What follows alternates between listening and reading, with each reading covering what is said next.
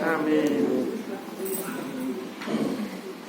Bagian pertama dari buku yang kita pelajari tentang perjalanan kehidupan manusia, kita sampai pada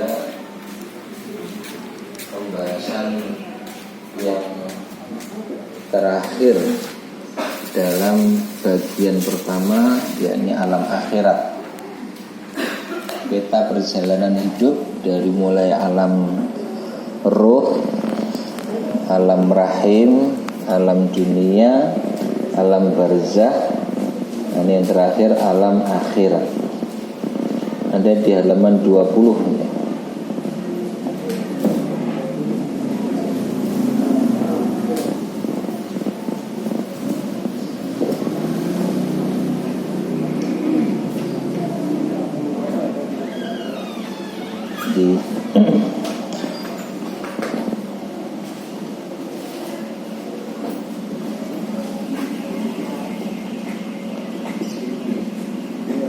Perjalanan hidup ya.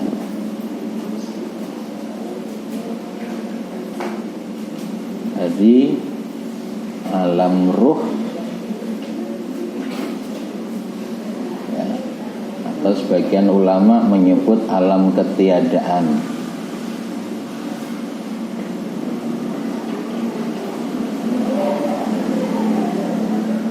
Tidak disebut apapun itu. Kemudian alam rahim sudah juga, kemudian ke alam dunia, lalu berikutnya alam barzakh kemarin sudah. Nah, di bagian terakhir dari perjalanan hidup adalah alam akhirat.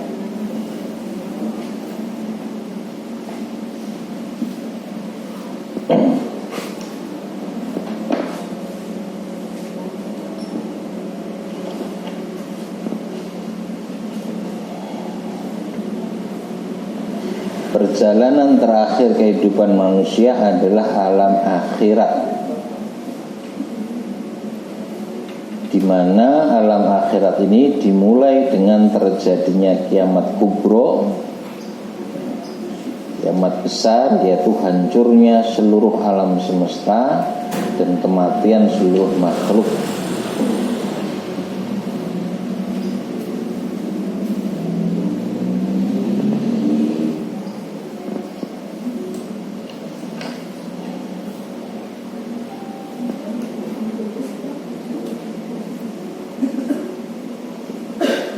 Jadi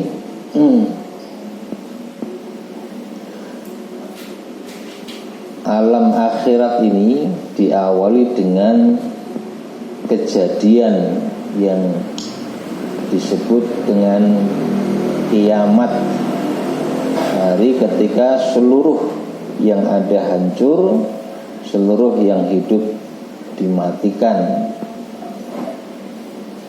Hari kiamat ini diawali dengan tiupan sangkakala pertama, kemudian diikuti tiupan sangkakala kedua.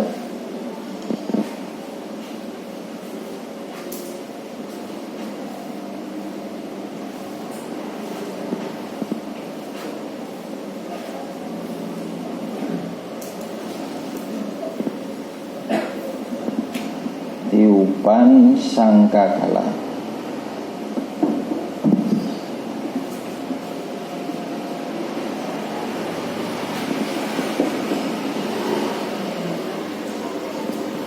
Pertama, kedua.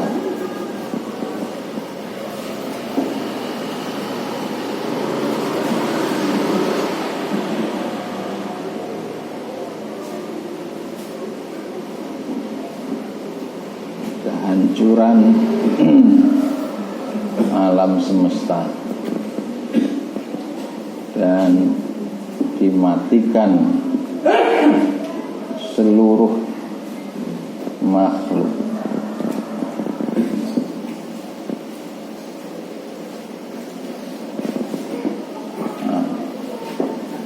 Lalu nanti tiupan sangkakala kedua adalah kebangkitan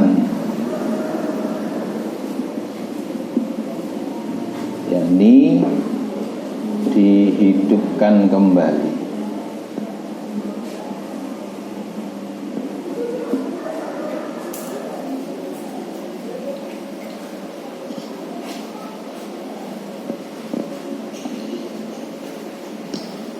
Pada tiupan pertama terjadilah proses kehancuran alam semesta.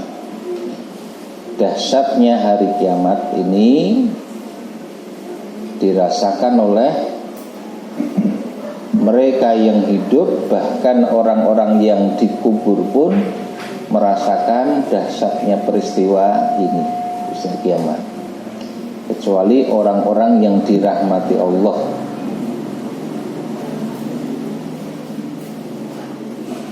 Dalil tentang hal ini di ayat 1-2 surat Al-Hajj. Ya ayyuhan nasu taqu rabbakum, wahai sekalian manusia, bertakwalah kalian kepada Rabb kalian.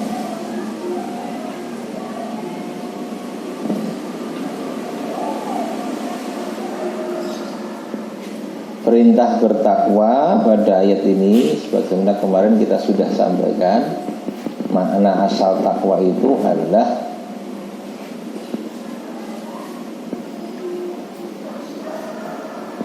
rasa takut yang mendorong kita untuk membuat perlindungan dari iqabillah, dari iqab, hukuman atau sanksi dari Allah Subhanahu wa ta'ala, dengan jalan melaksanakan perintah-perintahnya, meninggalkan larangan-larangannya. Ya, makna asal takwa itu takut yang mendorong melakukan tindakan untuk melindungi dari sanksi atau azab dari Allah. Wujudnya melaksanakan yang diperintahkan, meninggalkan yang dilarang. Nah, ayat ini hendak menjelaskan tentang kedahsyatan hari kiamat, dan diawali perintah untuk bertakwa, ya, agar ada rasa takut yang mendorong kita untuk berlindung kepada Allah Subhanahu wa ta'ala dari dahsyatnya hari kiamat ini. Ittaqu rabbakum, bertakwalah kepada Rabb kalian.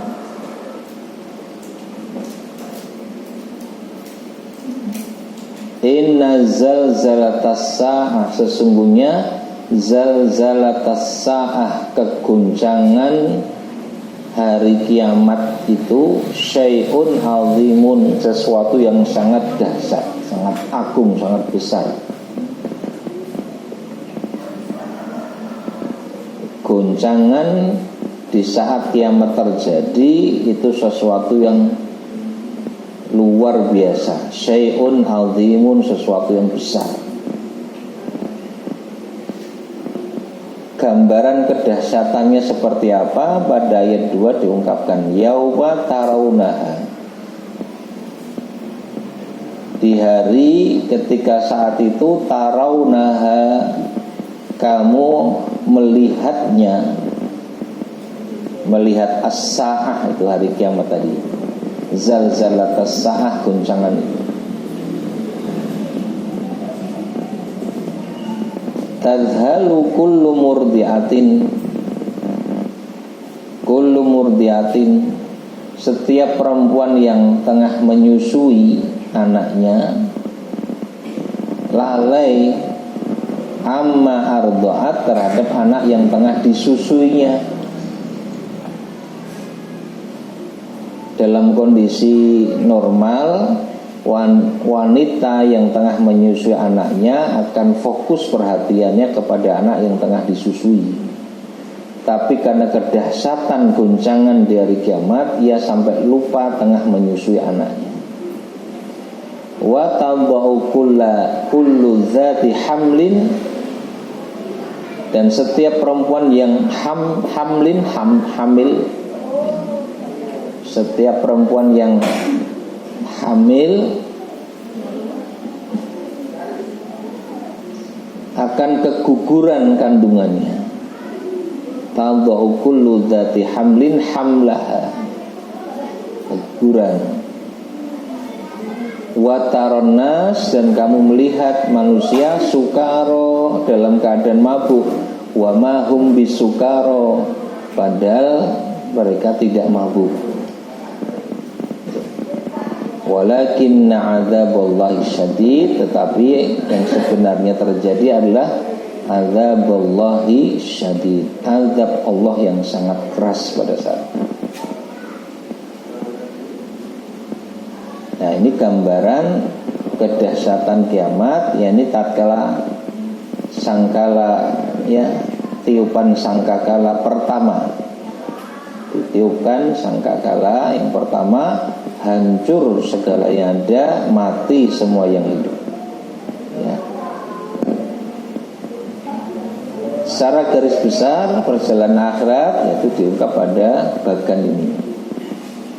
Kita bahas satu persatu. Ya. Setelah semua dimatikan dan seluruh yang ada hancur, maka akan ada tiupan kedua, di mana semua manusia akan dibangkitkan, dihidupkan kembali sejak zaman Nabi Adam sampai akhir zaman. Di ayat 6 surat Al-Mujadalah, yauma yab'atsuhumullah, pada hari yab'atsuhumullah, Allah membangkitkan mereka jami'an semuanya. Fayunabbi'uhum, lalu Allah memberitahukan kepada mereka bima amilu, mengenai apa yang telah mereka kerjakan. Ahsahullah, Allah akan menghitungnya apa yang mereka kerjakan itu. Wa nasuhu, meskipun mereka telah lupa. Wallahu ala kulli syai'in syahid, dan Allah Maha menyaksikan segala sesuatu. Hari kebangkitan. Nah, setelah dibangkitkan atau dihidupkan kembali, maka berikutnya adalah mahsyar. Dikumpulkan. Mahsyar, tempat pengumpulan. Sudah dibangkitkan, dihidupkan semua dari kematiannya, terus digiringlah seluruh manusia itu di satu tempat yang luas. Nah, dikumpulkan atau menjadi tempat untuk mengumpulkan, maka disebut mahsyar. Kita menyebutnya padang mahsyar karena padang itu tempat yang luas. Allah berfirman di surat Ibrahim ayat 48, yauma tubaddalul ardu, di hari ketika bumi diganti. Tubaddalu, diganti. Al ardu, bumi. Ghairal ardi, bukan bumi yang sama, artinya dengan bumi yang lain. Diganti dengan bumi yang lain, karena bumi yang sudah ada sudah hancur. Ada satu bumi yang baru, tempat di mana seluruh manusia dikumpulkan itu berada. Was samawat, begitu juga langit yang lain lagi. Wa barozu, dan mereka berkumpul, barozu, baris, berjajar, bersaf-saf, lillah, menghadap Allah, al-wahidil qahar, yang maha esa lagi maha perkasa. Al-qahar itu makna asalnya maha memaksa, artinya nggak ada yang bisa menolaknya. Untuk pada saat itu semua berada di satu tempat menghadap Allah Subhanahu wa ta'ala.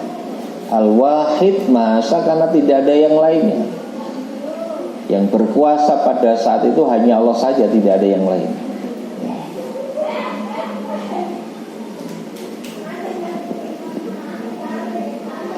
Nah, itu gambaran ada satu tempat yang baru, bumi yang baru, langit yang baru.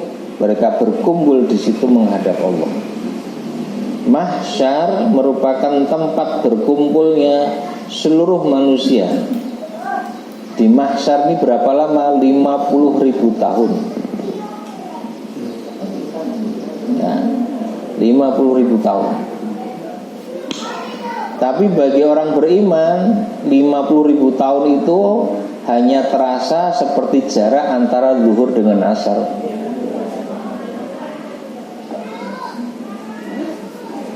Nah, kalau yang mengalami kondisi kepayahan, siksaan, tentu ya waktu sebentar pun terasa sangat lama. Di surat Al-Ma'arij saja, surat Al-Ma'arij, surat ke 70 ayat 4.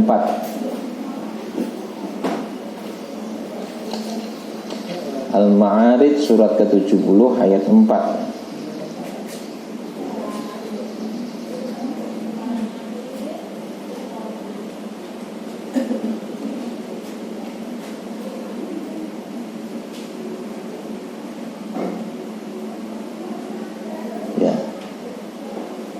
Ta'rujul malaikah, para malaikat naik, ta'ruju warruh, demikian juga ar-ruh yaitu malaikat Jibril, ilaihi, kepadanya, kepada Allah, naik untuk menghadap Allah, fi yaumin, dalam sehari, kana miqdaruhu, yang sehari itu kadarnya, lamanya, khamsina alfasanatin, 50.000 tahun. Ya, jadi hitungannya hanya 1 hari, tapi kalau dalam kalkulasi manusia itu 50.000 tahun.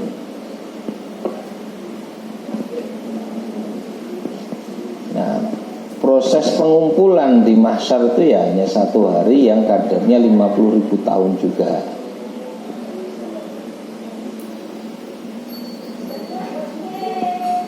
Nanti terbagi dalam beberapa keadaan.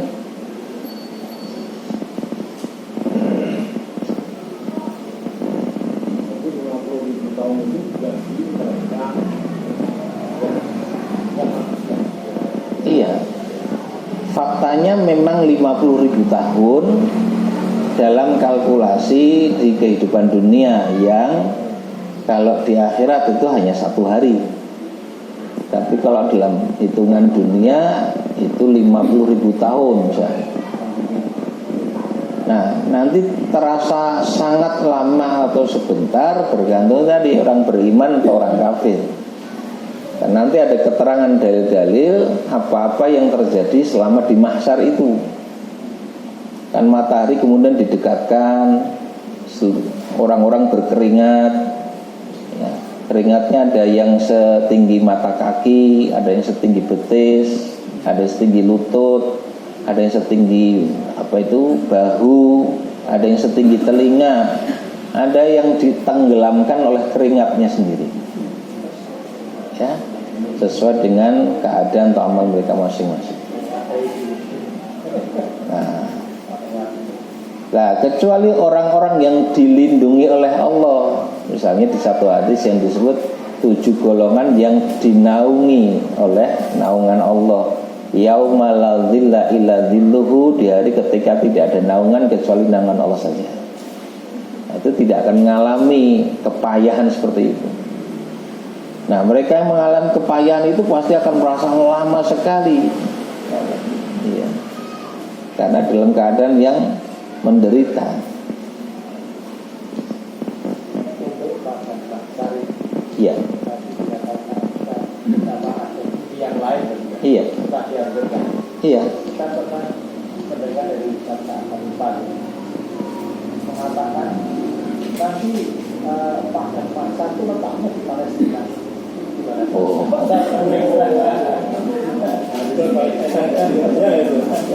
Semuanya dihancurkan loh ini, Pak.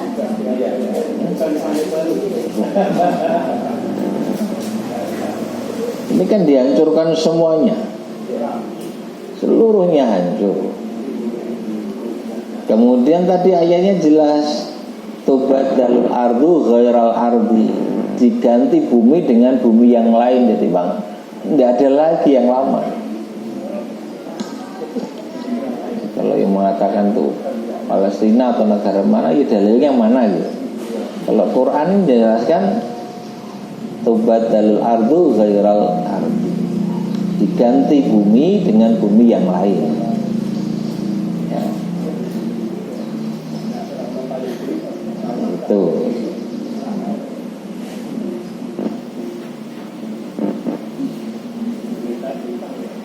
Nah, Rasulullah SAW menceritakan dahsyatnya padang mahsyar itu. Jadi kedahsyatan kejadian di mahsyar itu seperti apa, beliau menggambarkan.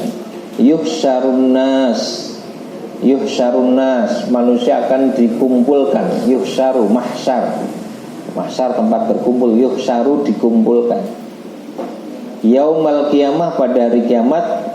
Hufatan uratan ghurlan, dikumpulkan itu dalam keadaan tidak pakai alas kaki, telanjang bulat, dan belum bersunat, belum berkhitan. Tidak pakai alas kaki, telanjang bulat, dan belum dikhitan. Ya nggak usah dibayang kayak pokoknya.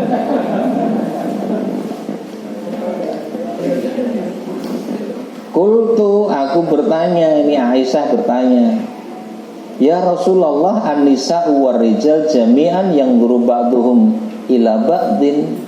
Ya Rasul, kalau begitu para wanita dan laki-laki semuanya saling memandang satu dengan yang lain. Maksudnya apa, enggak malu ya Rasul? Nah, ini reaksi spontan Aisyah ketika diberitahu seperti itu, langsung, masa seperti itu? Apa enggak malu nanti saling melihat dalam keadaan tidak berpakaian sama sekali? Qala sallallahu alaihi wasallam, Rasulullah SAW kemudian bersabda, ya Aisyah, wa Aisyah, al-amru asyaddu min ayyandura ba'duhum ila ba'din. Urusan pada saat itu lebih berat, ya, ketimbang sekedar melihat sebagian kepada sebagian yang lain. Iya, jangankan hari kiamat ya, pada saat gempa saja lagi atus langsung melayu randuan ya langsung.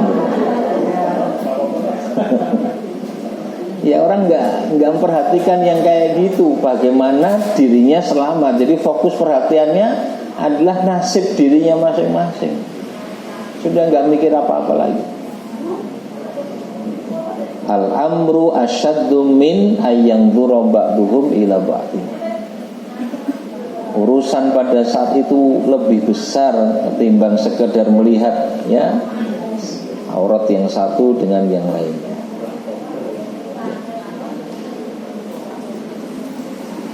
Nah, ini gambaran umum bahwa saat itu orang sudah fokus pada nasibnya masing-masing, nggak melihat ya seseorang kepada orang yang lain.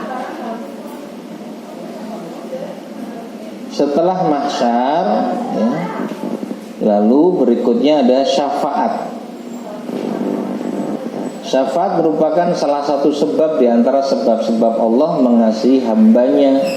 Orang yang berhak mendapatkan syafaat adalah ahli tauhid, sedangkan ahli syirik akan terhalang mendapatkannya. Sebagaimana firman Allah di surat An-Nisa ayat 48, innallaha la yaghfiru ayyushraka bihi. Sesungguhnya Allah tidak akan mengampuni dosa karena mempersekutukannya, itu dosa syirik. Wa yaghfiru, tetapi dia mengampuni maduna dzalika, yang selain itu, selain syirik, liman yasha, untuk siapa yang dia kehendaki. Jadi kalau syirik sudah pasti nggak diampuni, berarti ya syafaat pun tidak akan diberikan kalau sudah jelas syirik. Kalau bukan syirik, nah masih mungkin dapat syafaat jika Allah menghendakinya. Wa may yusyrik billah, siapa yang menyekutukan Allah, faqad iftara itsman azima, sungguh dia telah berbuat dosa yang besar. Pokok masalah syafaat itu adalah Allah yang punya kewenangan mutlak atas syafaat. Allah yang punya kewenangan mutlak.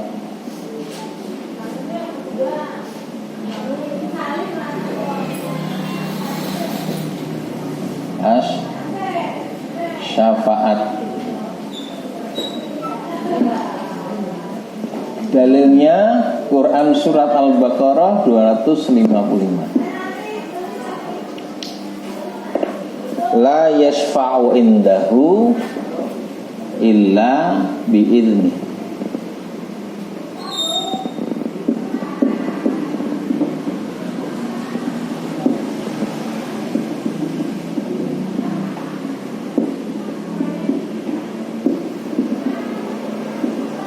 La yashfa'u indahu illa bi'idznih. Tidak ada yang bisa memberi syafaat di sisinya, di sisi Allah, illa bi'idznih, kecuali dengan izinnya, izin Allah.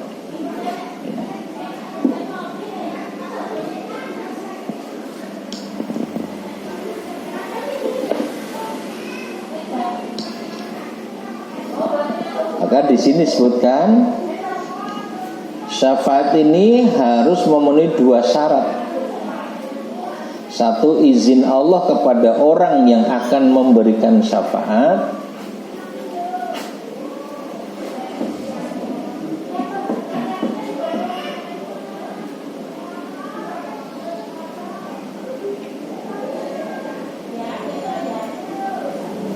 Ya, Allah beri izin kepada yang Dia kehendaki untuk memberi syafaat.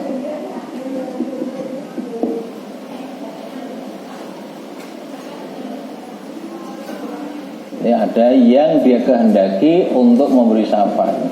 Allah yang punya kewenangan, ya. Kemudian Allah memberikan kewenangannya kepada seseorang yang Dia kehendaki untuk memberi syafaat. Itu yang pertama. Yang kedua, ridho Allah terhadap al-masfu' lahu, orang yang disyafaati.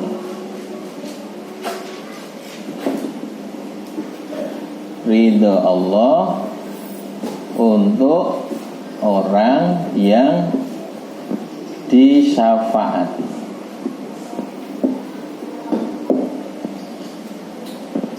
Nah, ini tuh yang memberi syafaat, ini yang diberi syafaat. Tapi semua dalam kewenangan Allah.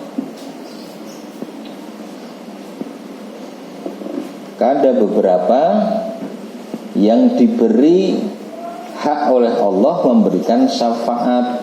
Misalnya Nabi Muhammad SAW. Dan syafaat yang Allah berikan kepada Nabi untuk mensyafaati umatnya ini disebut dengan syafaat, ya, syafaat yang besar. Syafaatul uzma, syafaat yang agung.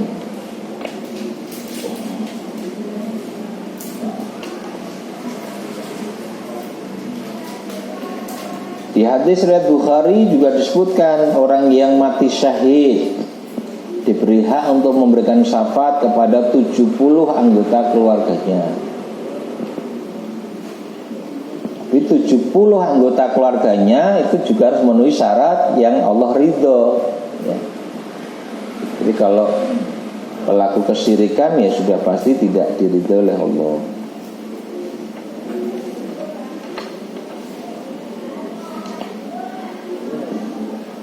Lalu ada perkataan Hasan al-Basri.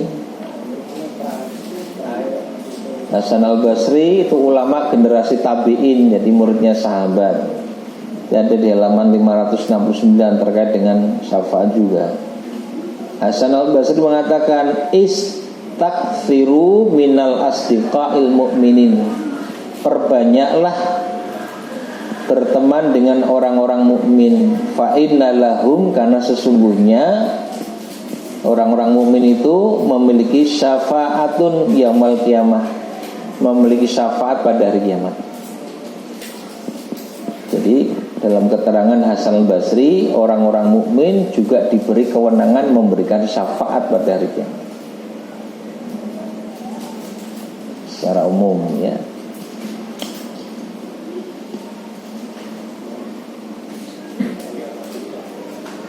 Nah, jadi setelah dikumpulkan, kemudian ada syafaat yang diberikan, barulah kalkulasi amal dilakukan. Nah, setelah syafaat, ya, karena pada saat di mahsyar itu orang sudah menyadari banyaknya dosa, kesalahan, kurangnya yang dilakukan, ya. Lalu beberapa pihak diberi kewenangan oleh Allah untuk memberikan syafaat. Di satu riwayat disebutkan ada orang-orang datang pada Nabi Nuh agar memberikan syafaat. Nabi Nuh tidak bisa. Cobalah kepada Nabi Ibrahim, Nabi Musa dan seterusnya, sampai kepada Nabi Muhammad SAW, ya. Nah, jadi ini belum pada kalkulasi amal, tapi orang sudah merasa butuh bantuan ini. Nah, baru kemudian yaumul hisab, syafaat, terus kemudian yaumul hisab. Syafaat, kemudian baru yaumul hisab, hari perhitungan, hisab, kalkulasi amal. Yaumul hisab adalah proses penghitungan amal-amal kebajikan dan keburukan yang dahulu manusia kerjakan di dunia. Mereka akan dimintai pertanggungjawaban terhadap seluruh amal perbuatan mereka. Allah berfirman, inna ilaina iyabahum, sungguh kepada kami mereka kembali, summa inna alaina hisabahum, kemudian sungguh kewajiban kamilah membuat perhitungan atas mereka. Al-Wasiyah 2526. Nah, tentang kalkulasi amal ini Rasul bersabda, ini kalau di hadis riwayat Ahmad disebutkan, ya sama isi atau matan hadisnya dengan hadis riwayat Tirmidzi yang dinukilkan di sini. La tazulu qadama 'abdin, tidak akan bergerak atau beranjak qadama, dua tapak kaki, abdin, seorang hamba, yaumul qiyamah, di hari kiamat, ya. Hatta yus'ala, sampai dia ditanya an umrihi, pertama tentang umurnya, fima afnahu, ya, dalam hal apa, untuk apa umur ini dihabiskan. Umur itu jatah waktu, kesempatan yang diberikan oleh Allah yang mestinya diisi amal ketaatan. Maka penggunaan waktu ini akan ditanya. Jadi nggak akan ditanya berapa banyaknya waktu, tetapi digunakan untuk apa waktu yang diberikan. Ya. Pertanggungjawabannya adalah terkait dengan penggunaan waktu, penggunaan kesempatannya. Kamu dikasih umur 40, 50, 60, 70, 80 tahun, tinggu ngopo, tintek tinggu ngopo umure, itu harus dipertanggungjawabkan. Ngaji sak jam ki ngopo wae, ora tenanan apa ngobrol wae, ya misalnya. Ya ada tanggung jawab penggunaan waktu.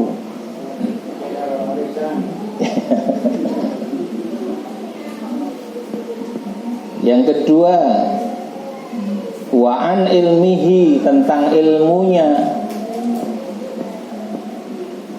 ilmunya, fima fa'ala, dalam hal apa ia beramal dengan ilmu itu, ya. Jadi diamalkan untuk apa, gitu. Dalam waktu yang diberikan oleh Allah, namanya umur tadi, jatah waktunya, itu mesti terisi amal-amal yang Allah perintahkan. Satu diantaranya menuntut ilmu. Thalabul ilmi, ada kewajiban. Kemudian kita gunakan salah satunya untuk menuntut ilmu. Allah berikan ilmu. Ilmu ini pun akan ditanya, digunakan untuk mengamalkan apa, kemana ia diamalkan, seperti apa dia mengamalkannya, ditanya. Jadi ilmu ini juga ada pertanggungjawabannya tersendiri. Ya.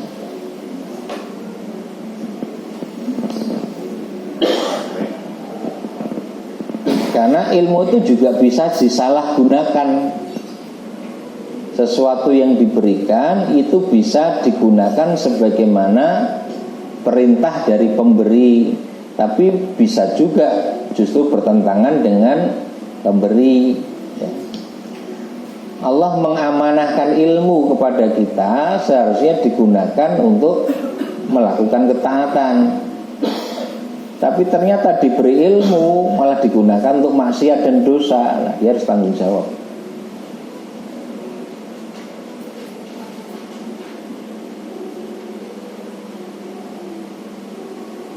Ya, silakan. Mengenai ilmu ini, apakah ada batasan kewajiban bisa mengucapkannya? Iya. Ada apa ya?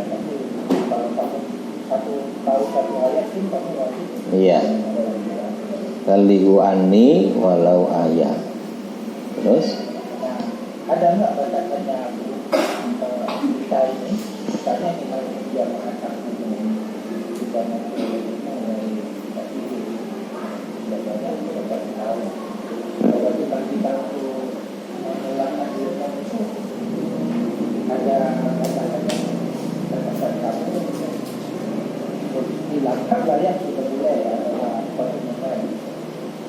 kalau Nabi mengatakan walau ayat, meskipun satu ayat, balighu, sampaikan. Berarti nggak ada batasan kan? Jangan tahu berapa ayat. Al-Fatihah aja 7 ayat loh. Padahal meski satu ayat, Rasul perintahkan sampaikan. Ya. Iya, sampaikan. Dan Nabi hampir selalu usai majlis, Nabi mengatakan fal yuballighu syahid al-ghaib. Hendaknya yang hadir menyampaikan pada yang tidak hadir, kata Nabi. Karena bisa jadi seseorang membawa al-fiqhu, pemahaman, tetapi ia tidak memahami, dan justru dipahami oleh orang yang tidak hadir, yang dengan menyampaikannya dia bisa menjelaskannya. Nah, disitulah diharapkan ada interaksi saling belajar. Aku mau yo ngaji ning radung karep yo.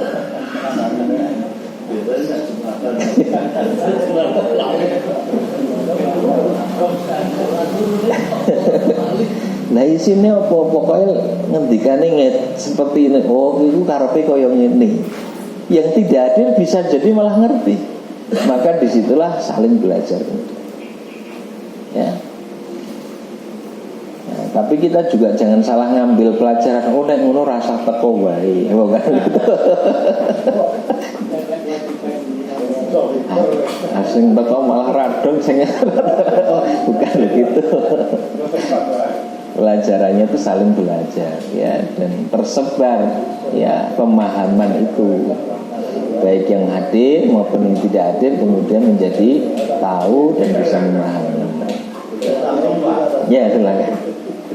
Dulu itu pernah kan ada pertanyaan bahwa seorang yang pernah melakukan maksiat sebesar dan setinggi gunung, kalau sudah tobat akan diampuni, ya? Iya, betul. Nah, terus kaitannya dengan jaumul besar itu gimana, Pak? Iya. Itu apakah tetap ada omongan tentang itu gitu? Tentang Kalau bertobat ya, bertobat itu tuntutan amal yang berlaku saat masih hidup di dunia. Kalau sudah mati kan tidak bisa lagi melakukan amal, ya. Walaupun masih ada satu kesempatan kemarin di barzah, kalau memang ada orang yang memohonkan ampunan, ya, mengalirkan pahala dengan kebaikan yang sudah kita lakukan ketika masih hidup gitu. Ya. Tapi bertobat itu sendiri amaliyah yang kita bisa lakukan saat masih hidup di dunia.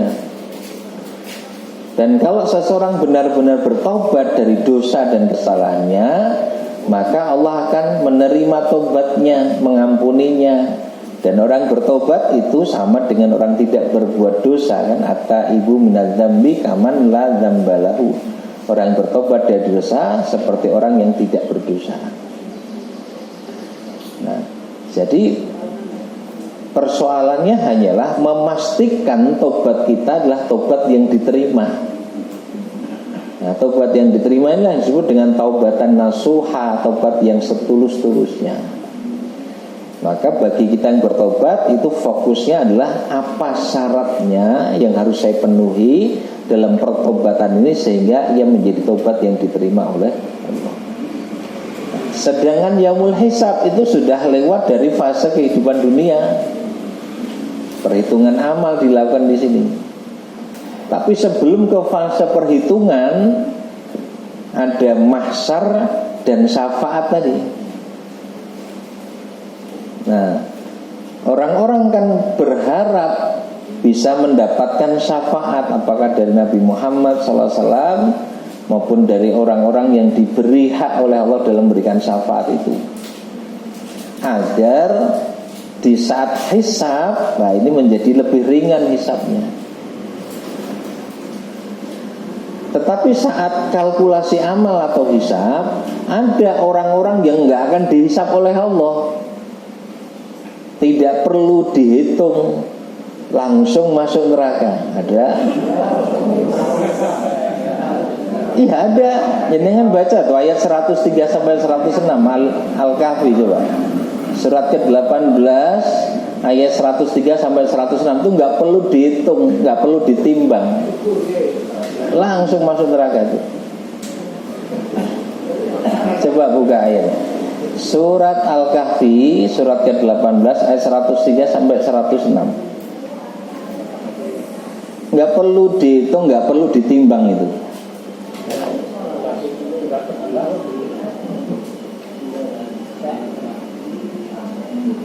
Al-Kahfi surat ke-18 103 sampai 106. Coba dibacakan.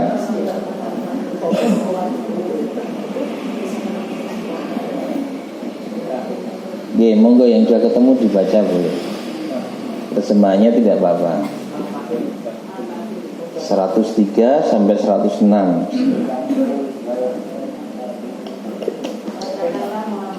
Ya.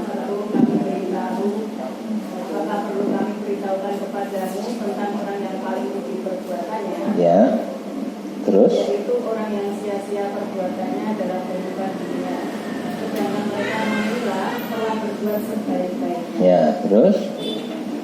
Mereka itu adalah orang yang mengingkari ayat-ayat Tuhan mereka dan tidak percaya terhadap pertemuan dengannya. Ya, terus? Maka sia-sia amal mereka, dan kami tidak memberi pertimbangan terhadap amal mereka pada hari kiamat. Kami tidak memberikan penimbangan terhadap amal mereka pada hari kiamat. Nah, sia-sia amalnya sudah nggak perlu dihitung itu. Terus 106-nya demikianlah balasan mereka itu neraka jahanam. wes langsung mawon neraka. Mereka. Dan karena mereka menjadikan ayat-ayatku dan rasul-rasulku sebagai bahan olok-olok. Tuh, ya. Kalau kafir nggak punya iman sudah rasa dihitung, rano ganjar iblas kok. Tidak ditimbang dihitung barang nggak usah.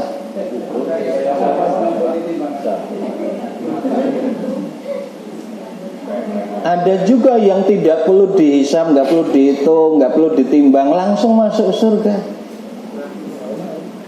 Orang yang mati syahid Dan orang yang bersabar dengan banyaknya ujian yang diberikan oleh Allah Subhanahu wa taala. Baru tadi pagi saya ajarkan itu dari kitab Minhajul Qasidin, hadis sahih. Orang-orang yang di kehidupan dunia Allah berikan cobaan, kesulitan, kepayahan, penderitaan, dan dia bersabar, maka Allah malu untuk menghitung amalnya. Allah malu untuk membeberkan catatan amalnya. Kenapa? Karena kesabarannya itu menjadikan pahalanya bighairi hisab, tanpa batas.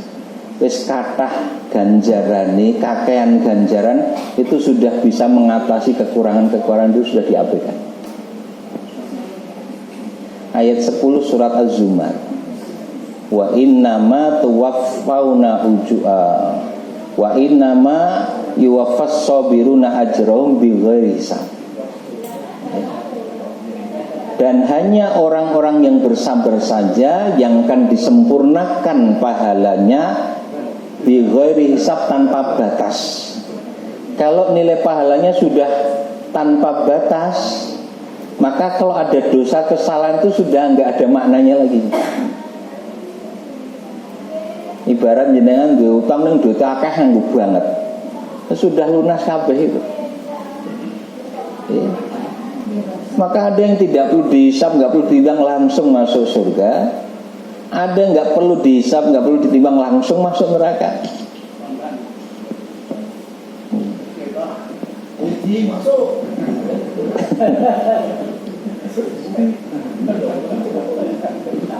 Nah, gitu ya. Baik, tadi tentang ilmunya. Wa'an malihi, juga ditanya. Ini yang ketiga tentang hartanya. Harta ini juga amanah, titipan atau kepercayaan dari Allah kepada seseorang yang semestinya digunakan sebagai fasilitas atau sarana untuk melaksanakan perintah Allah. Maka ditanya, dimintai pertanggungjawaban tentang harta. Min aina dan wafima. Min aina, dari mana, iktasabahu, dia mendapatkan. Dapat hartanya itu dari mana, dengan cara seperti apa. Wafima anfaqahu, dan kemana dia belanjakan, di mana dan kemananya. Nah, ini kalau harta ini ditanya dua arah. Dari mana memperoleh, kemana dibelanjakan. Wa'an jismihi, juga akan ditanya, diminta tanggung jawab tentang jism, jasad fisik, tubuh, ya. Fima ablahu, dimanakah usangnya. Bisa kenceng saiki kendor, itu ngopo wae. Ya. Dhisik cetha nek ndelok saiki rada ra cetha, ndelok apa wae. Dulu bicara jelas, saiki ra jelas, ngomong apa wae. Fisik pun ditanya.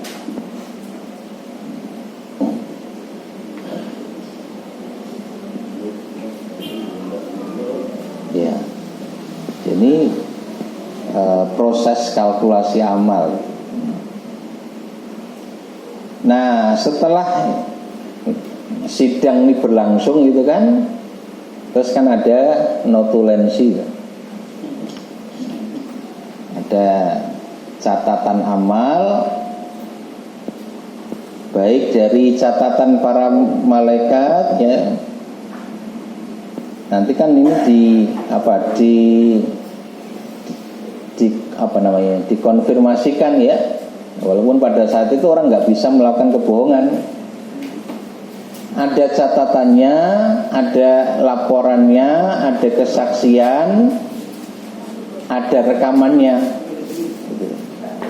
Nah, sehingga nggak bisa berbohong. Nah, kata berikutnya pembagian catatan amal.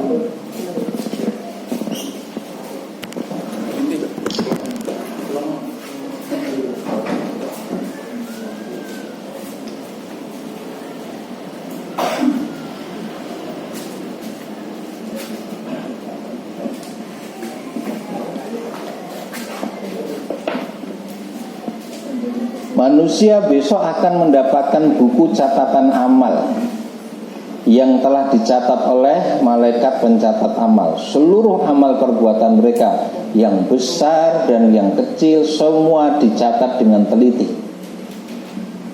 Bahkan bisa jadi mereka sudah lupa, tetapi amal perbuatan mereka tertulis dalam buku catatan amal itu dengan rapi dan tidak ada yang dizolimi. Ya, Allah berfirman, wa wudi al-kitab, dan wudi'a diletakkan al-kitab itu kitab catatan amal. Fataral mujrimin, maka al-mujrimin fataro, maka kamu akan melihat al-mujrimin, orang-orang berbuat dosa, musyfiqin, ketakutan. Kitab catatan amal diletakkan, lalu kamu akan melihat saat itu para pelaku dosa itu ketakutan. Mimma fihi, dengan apa yang ada di dalamnya, dalam kitab catatan amal itu. Wa yaqulun, dan mereka berkata, para pelaku dosa itu kemudian berkata, ya wailatana, ini ungkapan bahasa Arab. Ya wailatana, duh, celakalah saya. Jadi ungkapan penyesalan itu ya wailatana, ya wailana. Betapa celaka kami. Malihadzal kitab, ini kitab apa? La yughadiru saghiratan wala kabiratan illa ahsaha. Tidak melewatkan, tidak meninggalkan yang kecil maupun yang besar, semuanya ada tercatat di sini, nggak ada yang terlewat. Ini kitab apa ini? Mencatat semuanya. Wa wajadu, dan mereka mendapati ma amilu, apa-apa yang sudah mereka amalkan, mereka kerjakan, hadiro, dihadirkan, itu ada di situ semua. Yang sudah mereka lakukan dulu di dunia tercatat semuanya di situ. Jumat sore ngaji neng sakumu, catatane ono kabeh.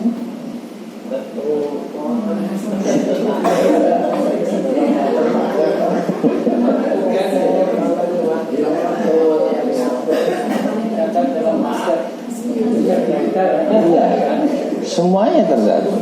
Kami la yughadiru saghiratan wala kabiratan, enggak melewatkan yang kecil maupun yang besar. Itu kan berarti semuanya. Tidak ada yang tidak tercatat itu. Ya, enggak peduli kecil maupun besar, tercatat semuanya.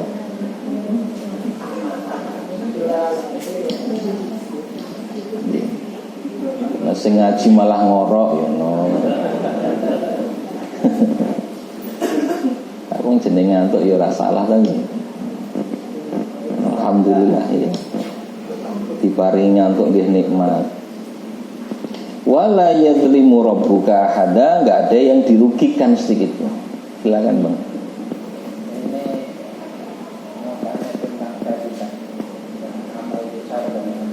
Iya.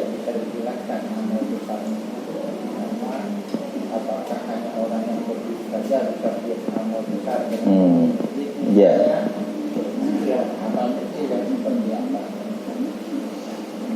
Amal besar dan kecil bisa dari sisi jenisnya, ya, bisa juga karena perlakuannya.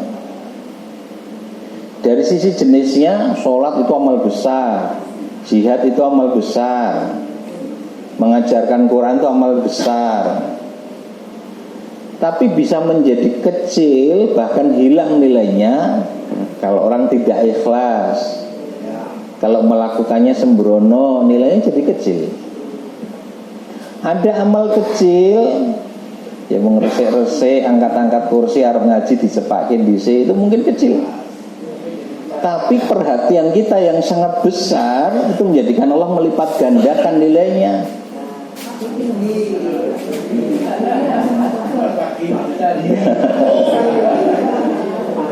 Misalnya gitu ya.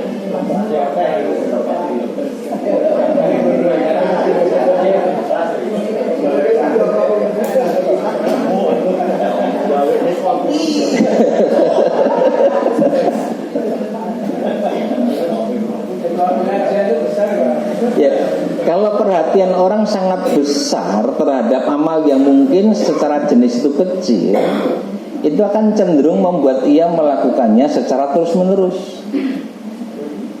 Betul nggak? Dia akan melakukan secara ajak. Kontinuitas pada amal yang kecil menjadikan dia bukan amal kecil lagi. Maka disebutkan tidak ada dosa besar kalau segera diikuti dengan taubat, tidak ada dosa kecil kalau dilakukan terus-menerus. Sehingga kontinuitas itu bisa menjadikan yang kecil jadi besar. Dan besarnya perhatian membuat kita melakukan dengan sungguh-sungguh. Dan kesungguhan itu akan melipat gandakan pahala di sisi Allah. Karena berarti kita berupaya untuk mencapai kesempurnaan dari amal yang kita lakukan. Tapi kalau tidak ada kesungguhan, sembrono, amal besarnya jadi kecil. Ya. Sholat itu amal besar tapi sembrono.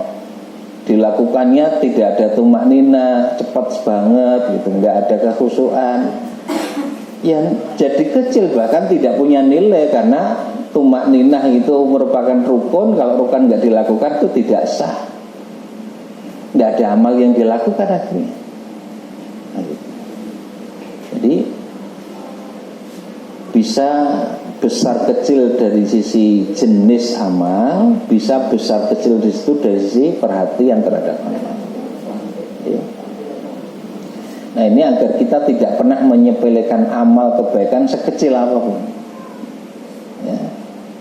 Kata Nabi kan jangan remehkan kebaikan sekecil apapun, walau antalqa akhaka biwajhin talikin. Meski sekedar engkau temui saudaramu dengan wajah yang cerah. Loh. Jadi mau mesem mereh wajah sumringah, itu jangan sepelekan kata Nabi. Karena wajah itu bisa mempengaruhi suasana tuh ya. Nek sing ngisi merengut wae ngono ya ora penak iki. Dengan ketemu teman itu kok nggak ada senyumnya sama sekali ya nggak nyaman. Nah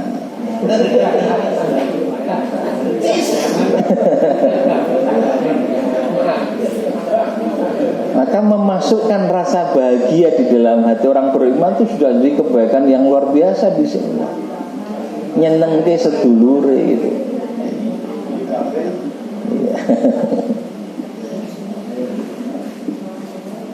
Nah gitu ya tentang amal besar dan kecil.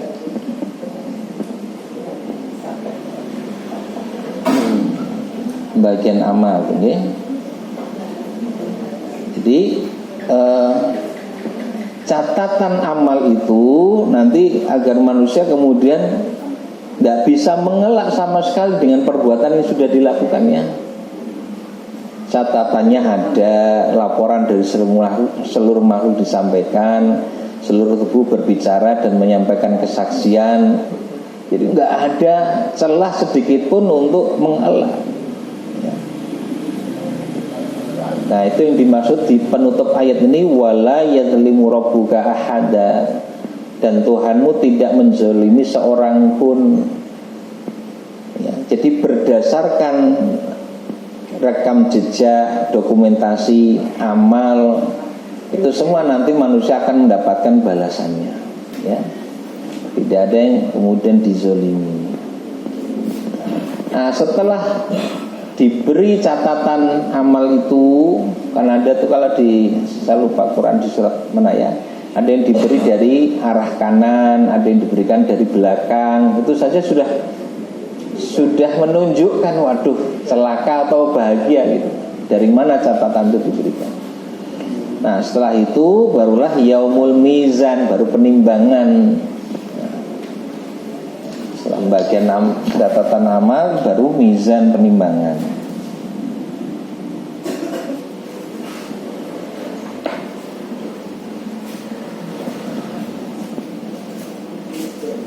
Jadi sumber datanya bukan hanya satu gitu ya.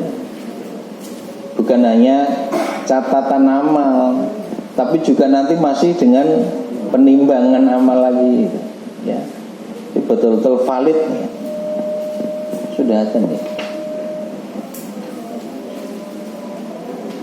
Nah kita cukup Bahkan sampai di Yaumul Mizan. Yaumul Mizan adalah penimbangan seluruh amal perbuatan manusia. Pada mizan inilah terlihat keadilan Allah Azza wa Jalla. Tidak ada seorang pun yang dizolimi. Itu untuk menegaskan kemahadilan Allah. Wal waznu yauma idzil haq, timbangan pada hari itu menjadi ukuran yang hak, yang benar. Faman thaqulat mawazinuhu, siapa yang berat timbangan kebaikannya, faulaika humul muflihun, mereka itulah orang yang beruntung. Wa man khaffat mawazinuhu, siapa yang ringan timbangan kebaikannya, faulaika alladziina khasiru anfusahum, mereka itulah orang-orang yang merugikan dirinya sendiri. Ya, merugikan dirinya sendiri dengan amal keburukan yang banyak ia lakukan. Bima kanu bi ayatina yadzlimun, disebabkan mereka mengingkari ayat-ayat kami. Ya. Baik, kemarin kita pernah sampaikan kenapa kok sampai ada perhitungan amal, ada catatan yang diberikan, ada proses penimbangan. Bukankah Allah Maha Kuasa wis rasa kapakane langsung cemplung ke surga, cemplung neraka. Rasa nggo dihitung-hitungan ya saged asane itu. Kok seperti ada satu show gitu ya, yang ditampakkan nih, ditimbang nih amalnya, nih catatannya nih, ini dikumpulkan dulu nih. Karena Allah tidak menampakkan kemahadilannya saat itu. Iya, ya, jadi objektivitas dalam memberikan perlakuan kepada manusia. Ini ada semua gitu, bukti-bukti ada semua gitu. Ya, baik. Cukupkan, mudah-mudahan manfaat. Pangapunten wonten pakirangipun, kita akhiri dengan doa kafaratul majelis. Subhanakallahumma wa bihamdika asyhadu an la ilaha illa anta astaghfiruka wa atubu ilaik. Alhamdulillahirabbil alamin. Assalamualaikum warahmatullahi wabarakatuh.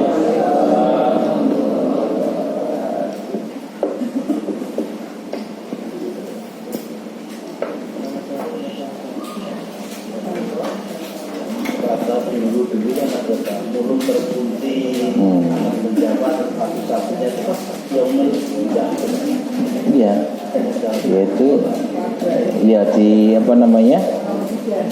di saat dimintai pertanggungjawaban itu kan ditanya. Ya.